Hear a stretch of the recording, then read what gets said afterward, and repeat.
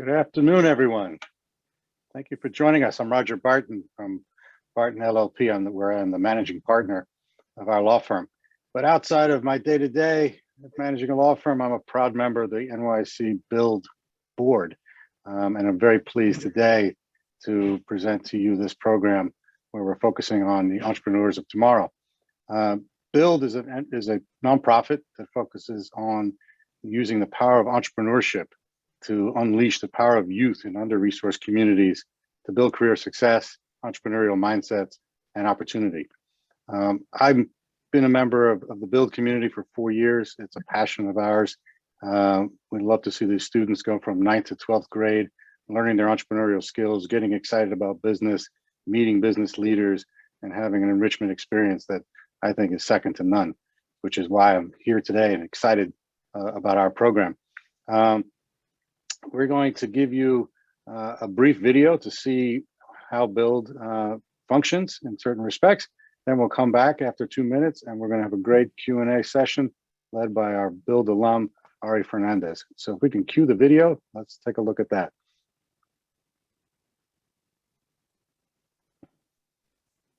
At build.org, we don't just help students build businesses with our entrepreneurship program. We help them build confidence.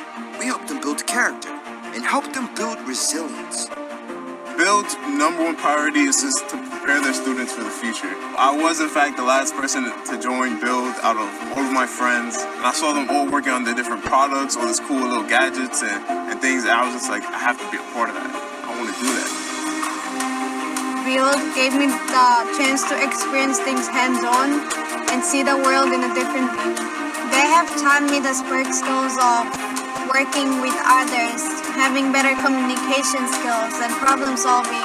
I always haven't been a confident person until I came and joined BUILD. BUILD students build relationships with business mentors and build bridges to their communities that lead them to new opportunities. We're building a more diverse and inclusive workforce by helping students build the entrepreneurship skill set needed to thrive in a rapidly changing world. If it wasn't because of BUILD, I don't think that I would have the confidence I have now. BUILD actually gave me the leadership skill that I needed to be my own leader. They always guide us in the correct direction and how we should really just handle ourselves. I think that they do an amazing job with that. All this influence that I have and the lessons that they teach me are definitely making an impact on how I live my daily life. And clearly, they're doing something right. So I think, yeah, BUILD definitely has a positive impact on the decisions I make. See what we're building together at build.org and find out how you can help us build a better future for all our young people.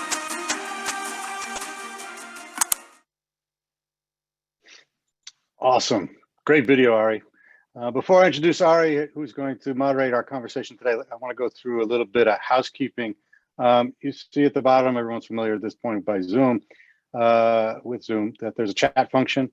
We're going to monitor the chat function for your questions. We're going to hold most of the questions to the end, but we'll be taking them as they come in, and we'll feed them in after Aury does an interview with our star of the show, with our stars of the show, I should say.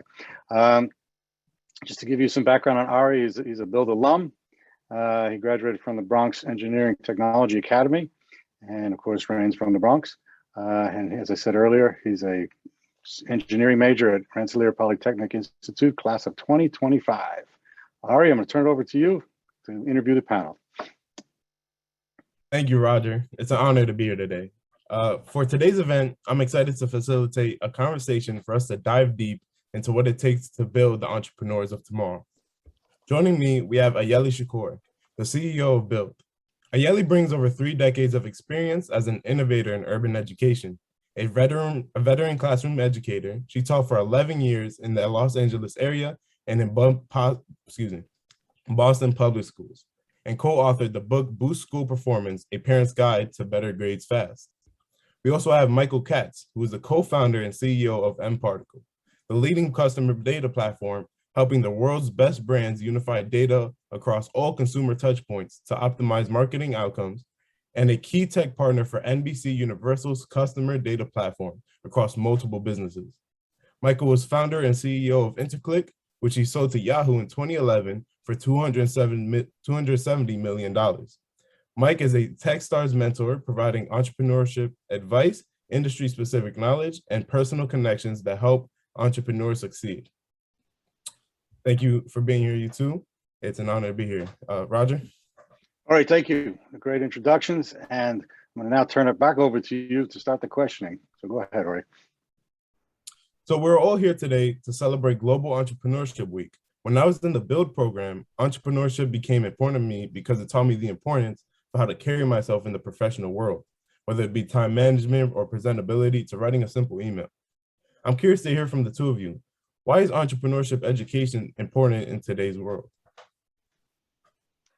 Well, first, I just want to thank you, Aury, for being our moderator for today's conversation. I think it's just really so symbolic because one of the things that we do through entrepreneurship is really help young people become the CEO of their own lives, and really using the entrepreneurial experience to give them a sense of ownership and agency, and to make them strong leaders like yourself. So really proud of you moderating today's conversation. And I do want to also thank Roger for hosting this conversation today. If there's one thing we learned from the pandemic, it's that no one can really predict the future. No one would have predicted that we'd be where we are right now, a year and a half later into the pandemic. We also know that there are so many jobs today that will not exist tomorrow, and we see jobs being displaced all of the time. And at the same time, so many jobs of tomorrow have not been invented yet today. And so it's so important to teach young people the skills of entrepreneurship, where they learn how to adapt and to pivot and to create and invent and to reinvent themselves.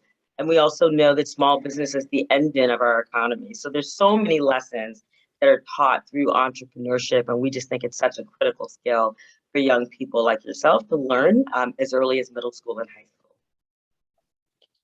Yeah, I would agree with that. And yeah, before I answer it, let me also take a quick second just to thank everybody for inviting me here, and also for spending the time with all of us over the course of the next hour or so.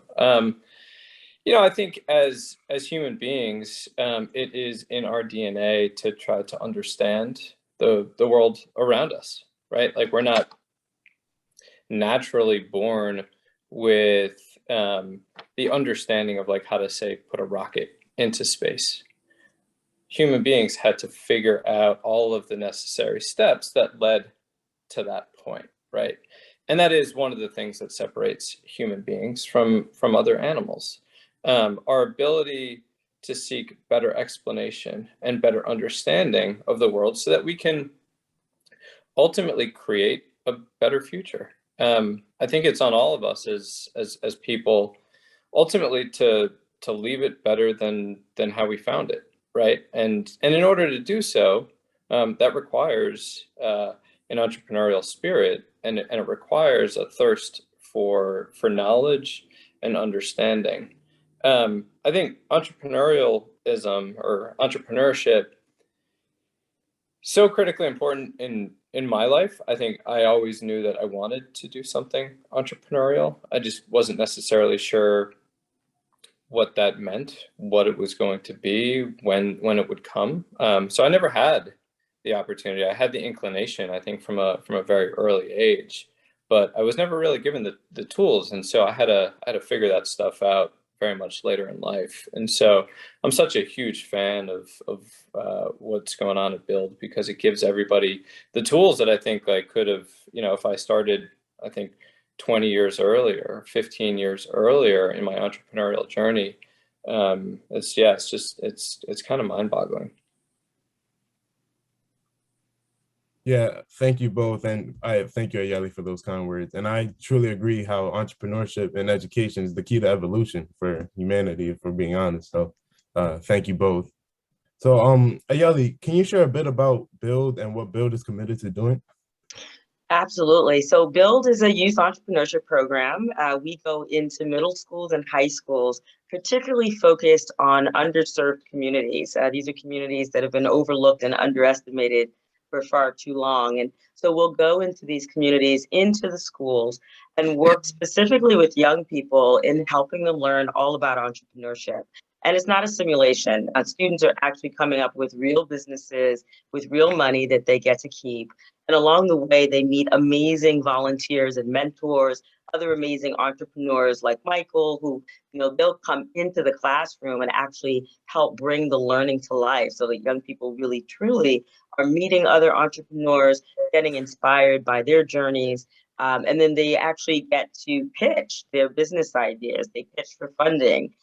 They actually then pitch at a business plan competition, which is like Shark Tank style competition with great judges who volunteer to be part of that experience for the young people. And ultimately, we're using the entrepreneurial experience not just to help young people start a business, but to put them on a path to college, career, and life success. So they're learning all sorts of skills as they go through the program over their 4 years in BUILD. Thank you, Ayele. Very well said. Michael, as the CEO of a successful tech company, I'm curious what role entrepreneurship has played throughout your journey, and what's the biggest lesson you've learned throughout your career? Yeah, I think I'll start with the second question first. I think the most important thing to keep in mind during the entrepreneurial journey is really just resilience, right? There's going to be great times, there's going to be challenging times. The old saying is like, if it was easy, everybody would do it. I do firmly believe that entrepreneurialism and entrepreneurship it's tough. It takes a full commitment. This is your profession, right? And so making sure so much of, I think, the entrepreneurial journey is kind of based on managing your own emotions, because you're so deeply connected to what you're building, to the team, to the people that you're doing it with, and to the possible future that you create. And with that, there's going to be fluctuations, there's going to be ups and downs, and the ability to stick with it and to keep going even when you're probably defying all odds. I would say that that's probably the single biggest thing. I look at the entrepreneurial journey as a form of creative expression, right? Like I wasn't born with the athletic ability to be a professional athlete, or the artistic ability to be a great kind of painter, sculptor. This is my art, and so I'm completely committed to doing this, and I want to continue to grow and evolve and make sure that I don't ever get to a point where there's some level of complacency, or that I feel like I've figured it out.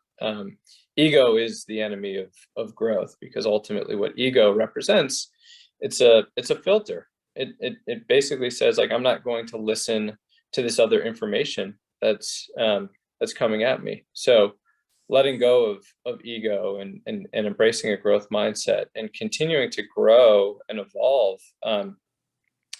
Look, better leaders make for better people, and I think better people also make for better leaders. So it's tough to kind of separate the personal from the professional. It's all very much intertwined. So we're all on this planet to grow as people, and for me, it's as much about that as anything. Thank you, Michael. And that first lesson, I'm currently learning that myself, being a freshman at RPI. It's it's been tough transitioning, but I definitely hear what you're saying. There's beauty in the struggle, for sure. Beauty in the struggle. I love the way you describe entrepreneurship as art, and really talking about the grit that it takes to hang in there, right? Because it's not always easy.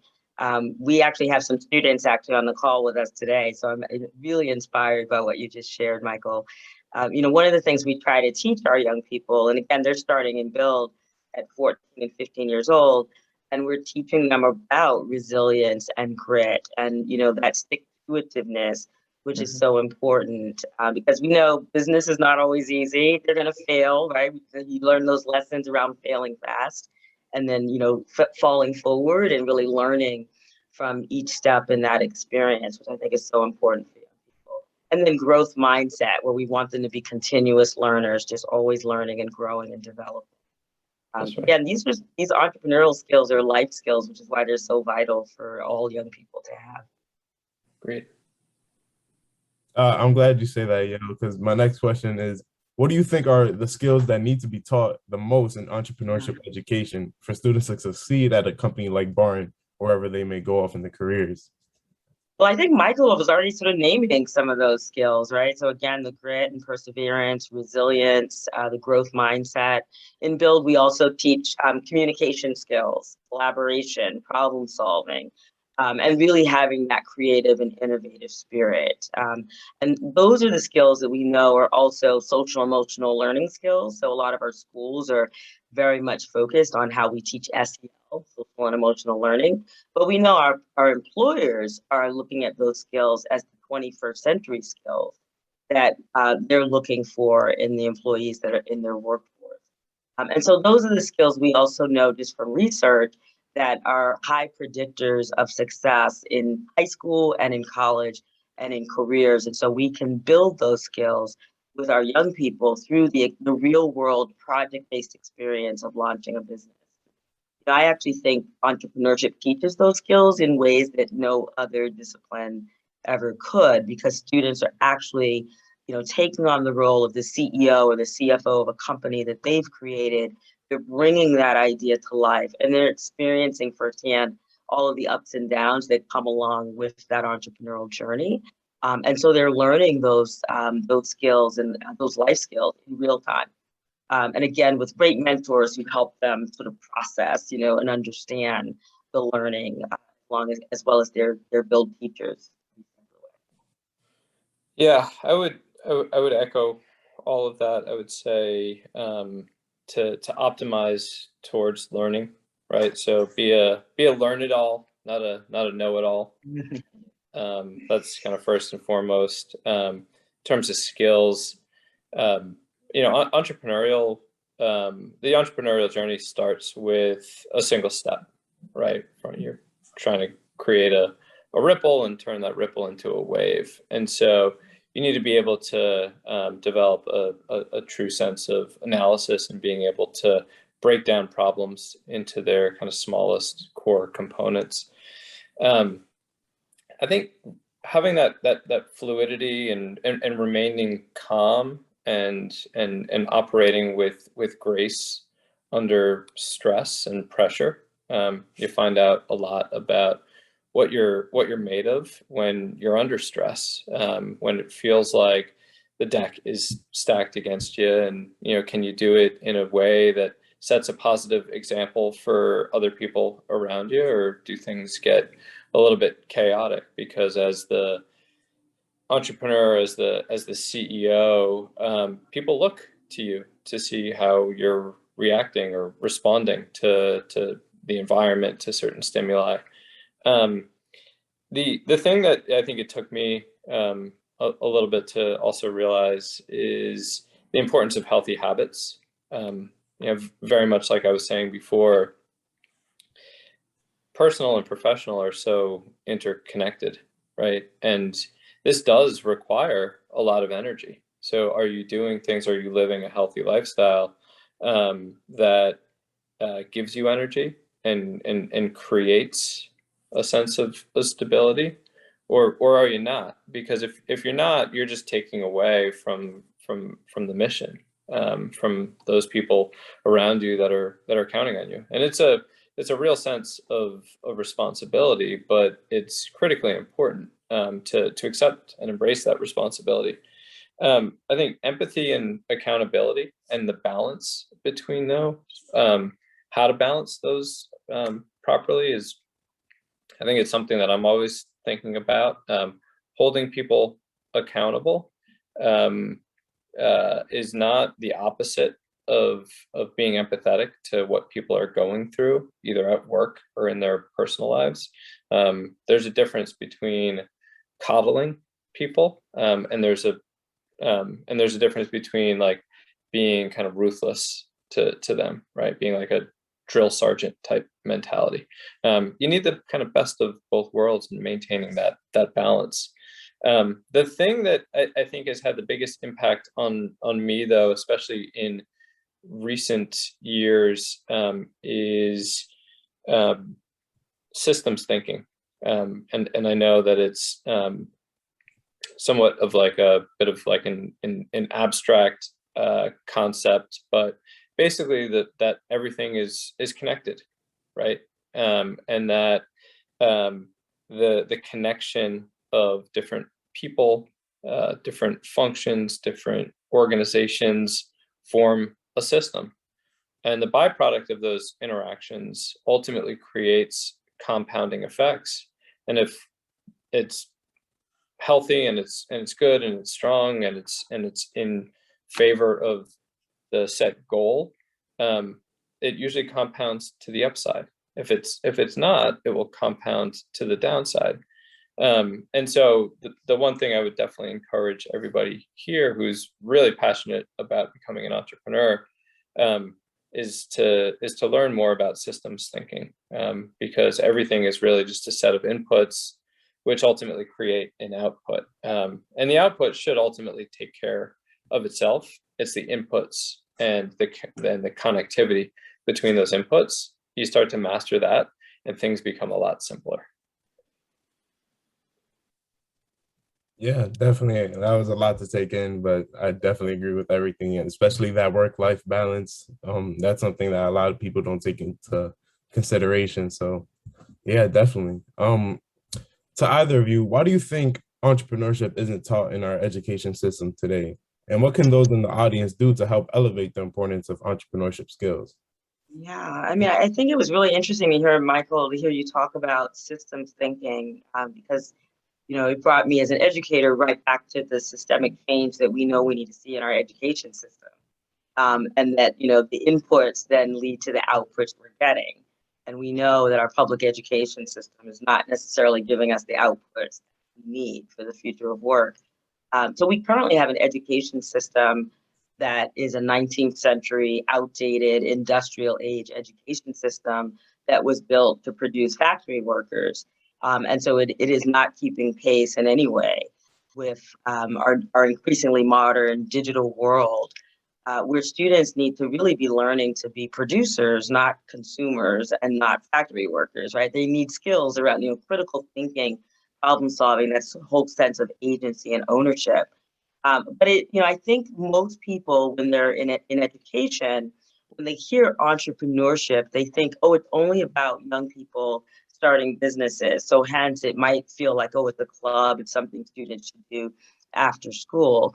And what they're increasingly beginning to recognize, especially in the districts where we do build, is that no, entrepreneurship, it is that, it's starting a business, but it's so much more because of the additional skills that young people are developing. And we've talked about some of those skills here today on today's panel: the communication, the collaboration, the resilience, the growth mindset. It also teaches students to understand the world differently. It really opens them up to a world of possibilities, gives them connections to great entrepreneurs, business coaches, and mentors. I love when we take students downtown to do a pitch session, and they go into a boardroom on like the 38th floor, and they're looking out over the city and just realizing, oh, I actually belong here in these spaces. Like I can actually be here and talk the language of business, and just feel that sense of possibilities. Like it really just opens up a whole nother world for them.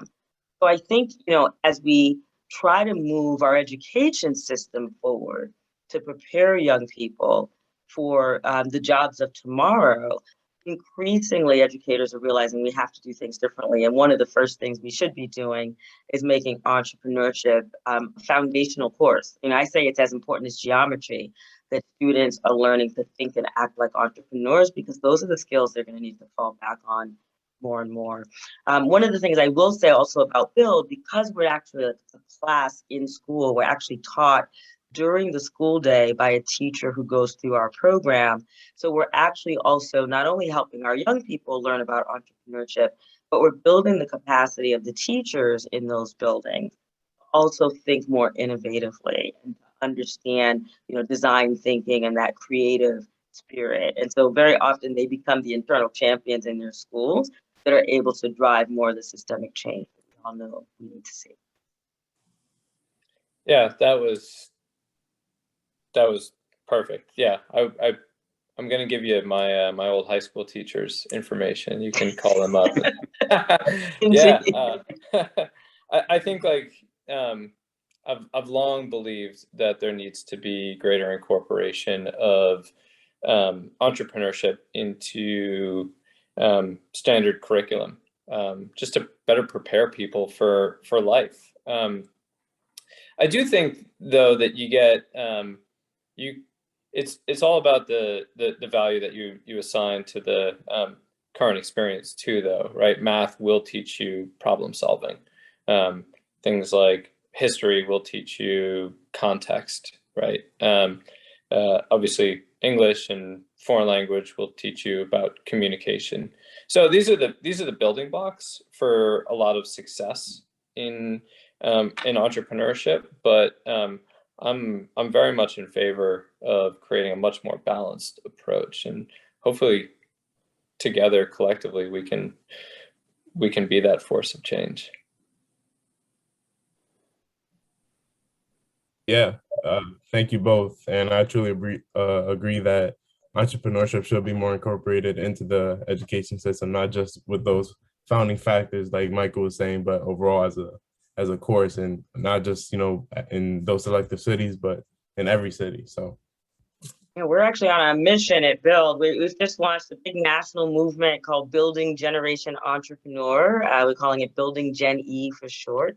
And it's really about bringing entrepreneurship education to every middle school and high school across America and changing that narrative about why entrepreneurship education matters. So, so Michael, we'll be calling you to get you on board for that movement. Yeah, we need entrepreneurs like yourself all across the country to join forces with us, as well as other entrepreneurship programs. So we've been bringing in NBCU and BizWorld and other programs that work with young people to really just have a coordinated effort with how we can bring entrepreneurship far and wide. Let's do it. One last question before I turn it over back to Roger. I'm sure that Barton employees and professionals from around the world are tuning in. Can you share to the audience why it's important for them to hire, invest in, and support the next generation of entrepreneurs? This goes out to Michael. Yeah. Well, I think for every successful entrepreneur, I mean, we all started out as a complete novice, right? A beginner without really any experience. And like I was saying before, the journey of 1,000 miles starts with a single step, right? And I think to have somebody guide you that has been there and done that, and to be the force of good and to help others along that entrepreneurial journey, that's kind of what it's all about. That's why I'm here today. It's why I spend a lot of my free time advising and helping other first-time entrepreneurs, because ultimately I go back to what I had said before. You know, it's really about leaving the world better than how you found it, right? And so whatever I can do to help on my side, people who are starting out and aren't sure about that first step, or aren't sure about how to think about the journey, whether it's from a very tactical standpoint or whether it's more from like the mental standpoint. You know, it's something I never had and always wished that I did. And so for me, I think it's about compounding the forces of good through better community, and ultimately just paying it forward. Absolutely. I agree with that wholeheartedly, Michael. And I would just add that, you know, entrepreneurship, whether you actually go on to actually run your own company or go to work for a great company like Barton, all companies need employees who have entrepreneurial spirit, who are there to help create, who know how to innovate, how to really help maximize the potential and profitability of that company. So those skills, again, are really foundational skills. I also just want to say, you know, during this time when our nation's going through its racial reckoning as part of the pandemic, there's a reawakening to issues around the racial inequality within the country.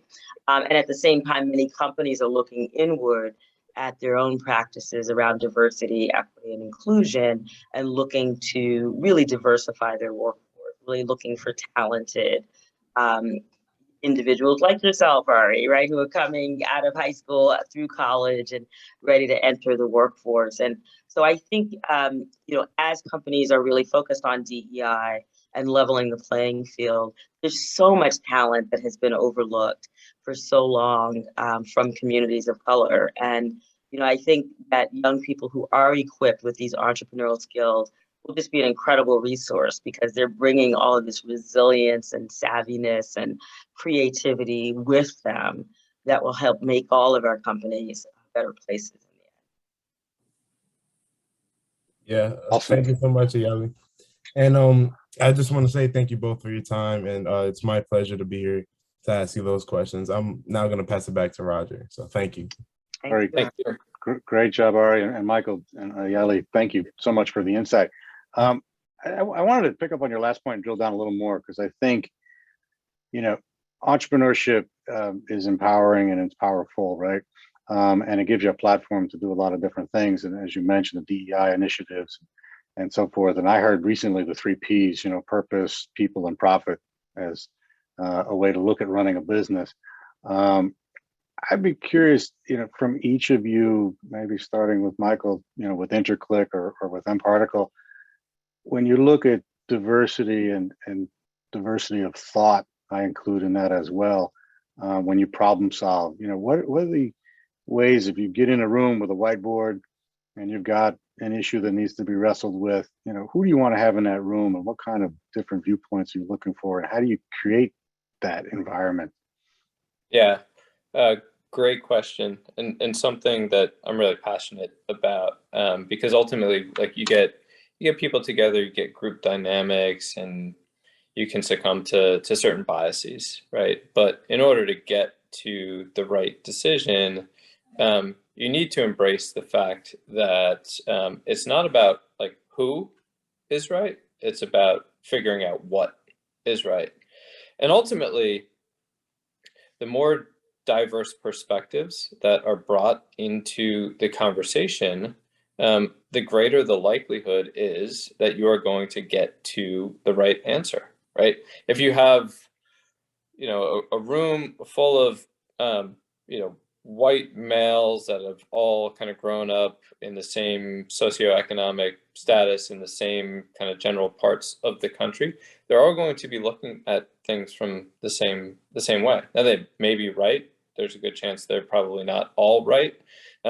Everybody has blind spots, right? And so what diversity does is it effectively and collectively eliminates those blind spots and increases the probability that you are going to get to the right answer. So that's my view. And I think that ties into your point earlier about putting your ego aside, right? Mm-hmm. Exactly. Yeah. I think there's also been a lot of studies that have shown that companies that prioritize diversity actually have a stronger bottom line. And I think it's exactly for that reason. I think, you know, diversity is something that's good for society, but it also is good for decision making that happens inside of an organization because you're getting a variety of different perspectives. So that includes racial diversity, gender diversity, diversity in like where people are coming from, even geographically, their backgrounds, their you know, their thoughts and behaviors and things that they've learned and their past experiences that they're bringing to the decisions that companies are making. I think that's why it is so important that companies are focusing on that diversity within their organizations. And then when we think about the diversity, once you have a diverse group, you have to make sure everyone's voices are heard. And that's where the inclusion becomes so important. So that dynamic of power that really truly is shared across the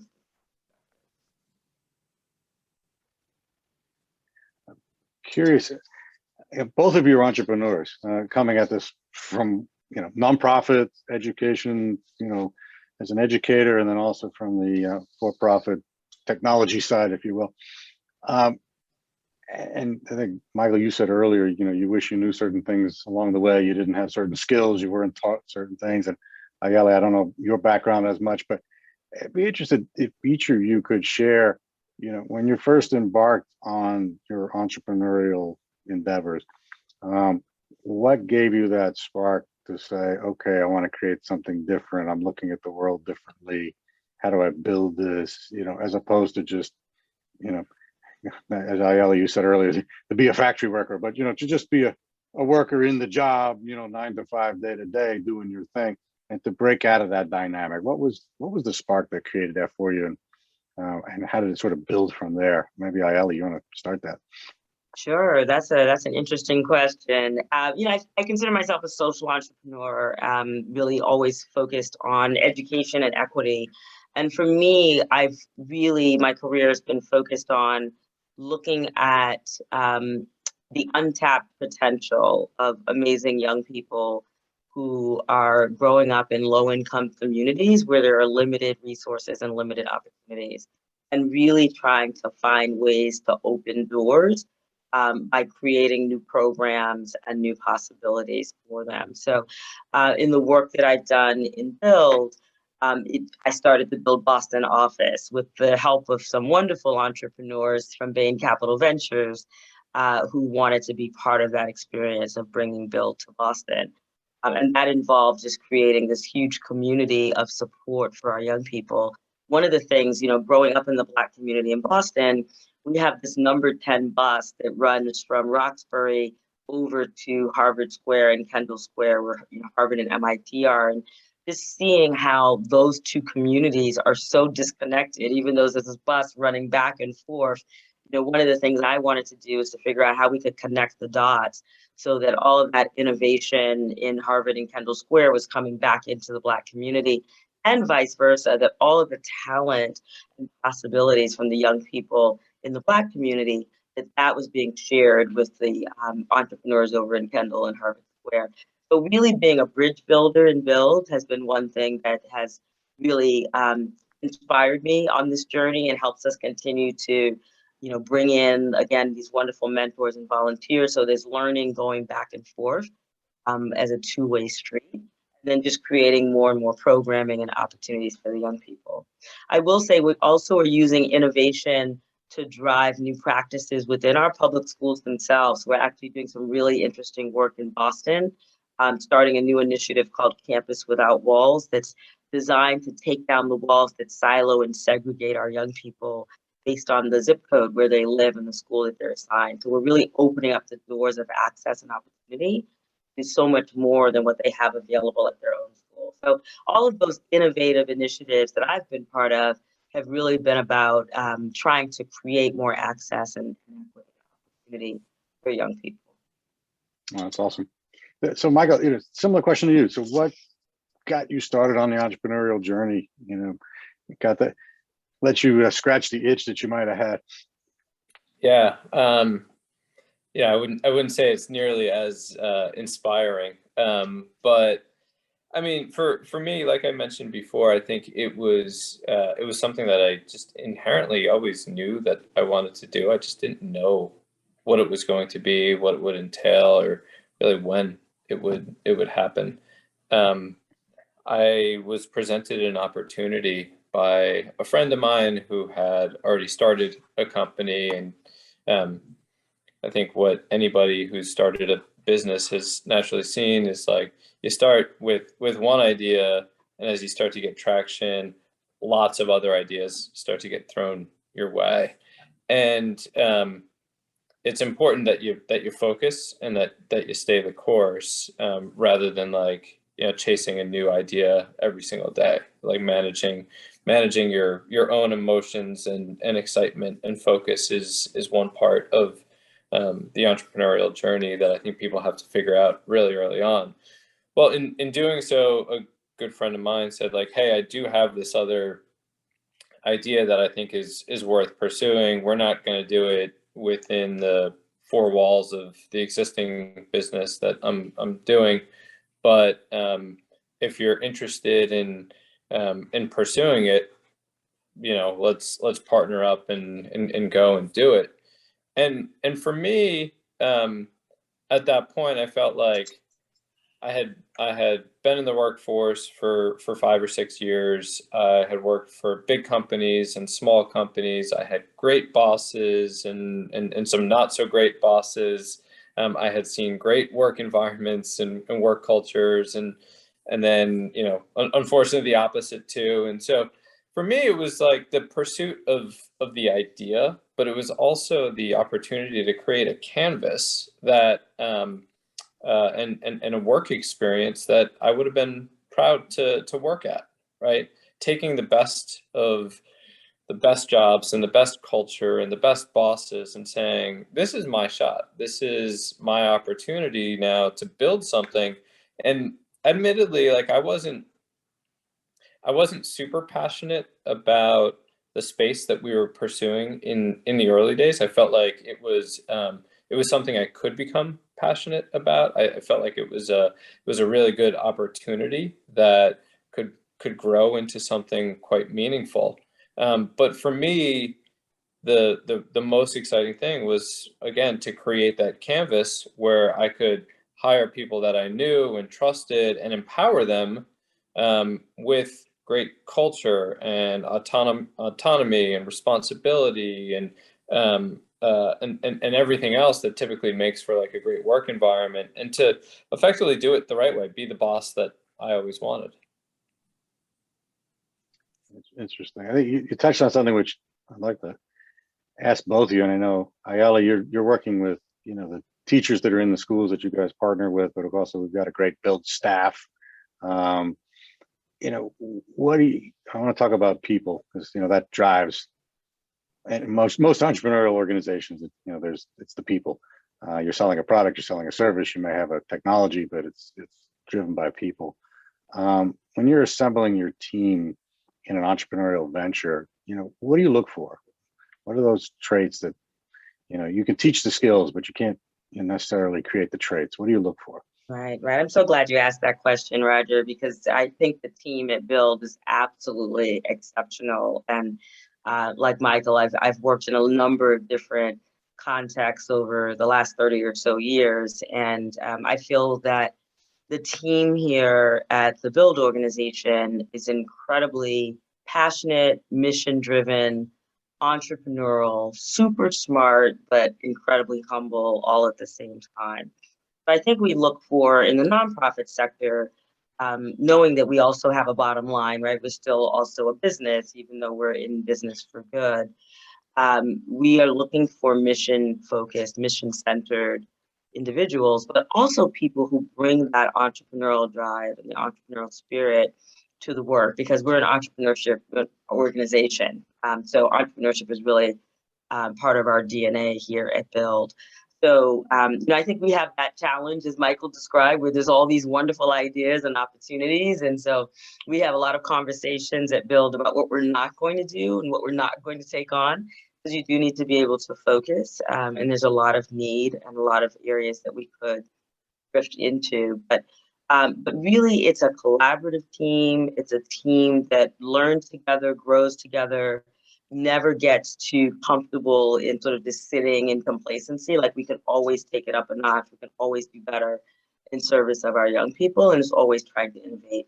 So one of the things I'm really proud of, as an example, is that when the pandemic hit and our schools closed and everyone was sort of thrown into virtual learning overnight, at BUILD, we were already planning a digital strategy. We were already planning to start to bring more and more of our programming online. And we were able, in just 3 short weeks, to actually develop our first digital product and bring it to market so that students were able to use it in their classrooms. And it was a virtual design challenge. It was actually a COVID-19 virtual design challenge where students were coming up with youth-driven solutions to promote mental and physical wellness during the pandemic, because we wanted them to be able to take all of the anxiety and fear during COVID and turn that into a sense of power and purpose, while also learning design thinking skills. And so we actually were able to bring that challenge to over 53 cities. We served over 300 teachers were trained in the challenge, reaching up to 15,000 students. So it really took BUILD to a whole nother level in a time that was, I know, really traumatic for so many students and families and for our school partners. But there were some bright lights in there as well. And I think that speaks to the ability of a team to pivot, to invent and reinvent itself, to be constantly nimble, to really respond to what the market needed, because our schools all needed something that was going to be virtual. And then to be able to do that collaboratively and to bring some joy to the learning during what was a really very challenging time for everyone. So shout out to my team. It's an exceptional team of builders, and I'm just honored to be able to do the work. It's a very impressive team. That is for sure. So Michael, similar question to you. I mean, what are the traits, that you look for in building your team when you want to have that entrepreneurial environment and the free flow of ideas and people who are going to be supportive? What are you looking for? Yeah, great question. And I completely agree with the premise of the question. I think two things are true in any successful business. If you can create happy customers and authentic, genuine employee engagement, you're gonna build something special. And so then it becomes about the alignment of values and effectively the DNA of the team that you want to build, because the culture is the sum total of that DNA, and that DNA is the values that you put forth. So the things that we look for in, I think, anybody at any level, at any stage, first and foremost is compassion. And it's worth calling out compassion and empathy are different. Compassion, well, empathy is about understanding the world through somebody else's eyes. Compassion is being compelled to take action. And so implicit in that is a default to action, right? Not just saying, okay, I empathize with you. Now it's kind of on you to figure it out, right? Intellectual curiosity is the next thing. As I mentioned before, people who optimize to learning it all versus knowing it all, I think, are always successful. Resilience, like we talked about already, and then the last thing is that X factor, that thing that you can't teach or train. And maybe it's street smarts, maybe it's something else, but that hustle, that that it factor, that like when you can identify that counterbalanced against the few other things that I mentioned, 100% success rate. I love that, Michael. In BUILD, we have, we call it the spark, right? And so it's actually one of our core values to bring the spark. It plays on two things. We teach the spark skills to our students. So that's the communication, collaboration, problem solving. There's 6 skills to be explicitly teach. But it's also just that spark. It's that it factor that we want everyone to bring to their work, that they're shining in some way, that it's about what they bring to the BUILD community. And we call it a BUILD family. It's a really tight-knit family at BUILD. But yeah, that it factor is so important. Yeah. I want to pivot a little bit. I got a question to you. As BUILD has been around for over 20 years, and we've got a lot of data and a lot of measurable success. How are you looking at and measuring? Because I know we do measure at BUILD our successes. What are the factors you're looking at to say, okay, we're hitting the data points we want to hit, our performance indicators and so forth, and how do you align the program to that? Great. I'm glad you asked that question, Roger. So, absolutely data. We're a data-driven organization, so data is really central to our work. So we're really proud of the success we have with young people in our program. Again, we go into low-performing schools where the graduation rate is typically below 60%. In fact, BUILD was originally started as a dropout prevention program. And yet we're able to get 97% of our students to graduate high school on time. Over 80% will go on to college. We also know 100% of our young people will start a business while they're still in high school, because that's really core to our program. And then 100% are also building social capital and connection. And that's through the intentional mentoring and volunteering. That's a critical part of the BUILD program. We also have an impact on the teachers in the schools. I mentioned that a little earlier. So we also measure teacher satisfaction and the extent to which our BUILD teachers are taking the lessons of BUILD and using those in their non-BUILD classes. So we have over 90% of our teachers saying that BUILD is actually helping them become better teachers because they're learning, again, the principles of entrepreneurship and innovation. They're also learning how to do real-world project-based learning in their other classes. They're learning how to work with volunteers from the real world, as they call it, to come into the classroom to help bring learning to life. So those are some of the ways that we're measuring our success. We say in BUILD, entrepreneurship is the spark, college career and life success are the goals. That's awesome. And I want to turn it to Aury for a minute because, you know, as our representative of that success on this call or whatever, what do we call these Zoom things these days, this session, give us like a little insight, you know, having gone through the program and now you're, you know, in college. How do you think that BUILD has sort of impacted you and prepared you for college or given you the opportunity to have some success that maybe you wouldn't have had otherwise? Yeah, definitely. I would say E4, my final year of BUILD, was really dedicated to the college process and helped me decide what college I need, how to apply, how to write my personal statement, and all of those things came into play when I decided my final choice of RPI. And a huge shout out to Rose. She definitely helped out with that whole process. And then overall, the entrepreneurship side of just the skills I was talking about earlier briefly, whether it be time management, obviously, I think you all know is a huge part of just overall your career or college. And then the professionalism through BUILD, I was able to learn how to communicate with people, how to introduce myself professionally, and how to establish networks, which I transitioned over to college. Whenever I met my professors, I always sit in the front. I get their name, talk to them, build that personal relationship with them, so that, you know, it's always good to have a personal relationship with your professors. So that really helped me out. And overall, the team building through BUILD, during my second year of BUILD, I worked with the Roundtable. It was a group of 6 of us, and through them, I was able to work with them and build our product.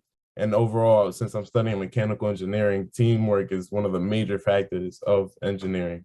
There's never a case where an engineer works alone, and that's something that as an engineer you have to get used to. And I think I learned that through BUILD. So thank you.